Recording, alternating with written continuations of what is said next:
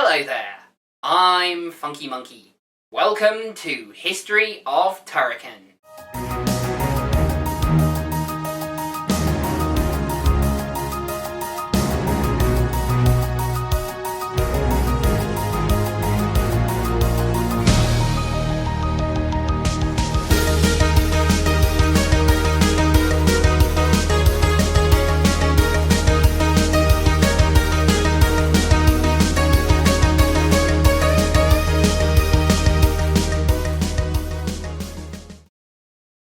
So, as I've explained over the past 3 episodes, the first 2 Turrican games were undoubtedly successful.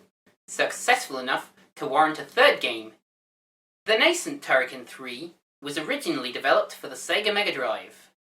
However, a version was also developed for the Amiga, which was released first, as Factor 5, the developers, reportedly had difficulty in finding a publisher for their Mega Drive original.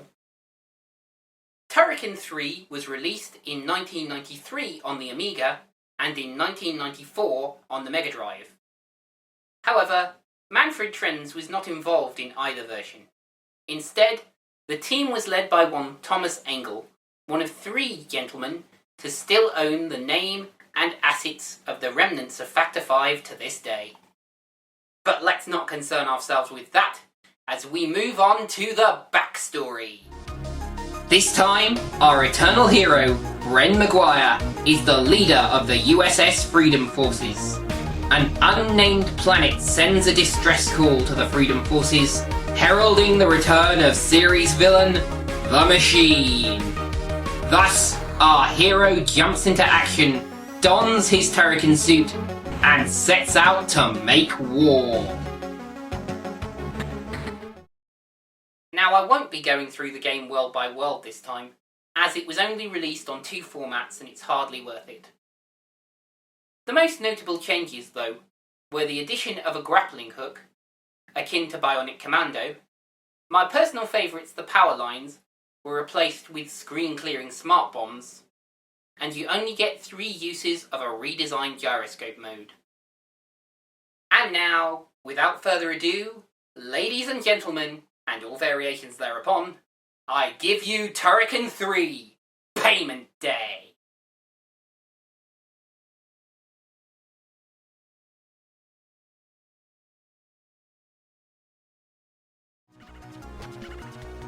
There are a few differences between the Amiga and Mega Drive versions.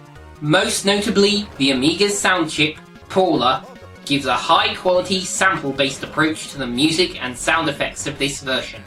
Also, the Amiga version omits some background graphics used in the Mega Drive version, though this is made up for with a slight level reordering to give us more game. As to the game itself, it's a marked difference from its predecessors. Turrican 3 still contains some very large labyrinthine levels and plenty of secret passages and extra one-ups.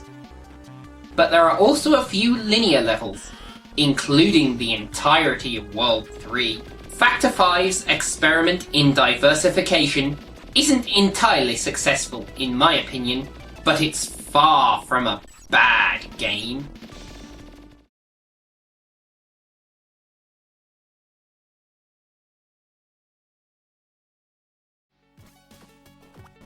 This version plays to the Mega Drive's strengths, adding extra background graphics and a synthesized score, courtesy of the Mega Drive's OPN2 sound chip.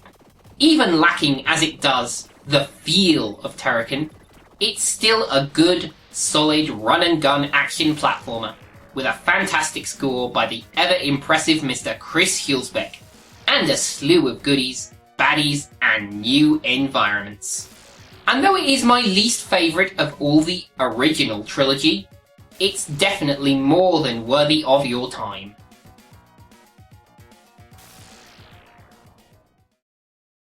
And that is that. Join me next time as we discover the next progression for the franchise, the Super Turrican series. See you there!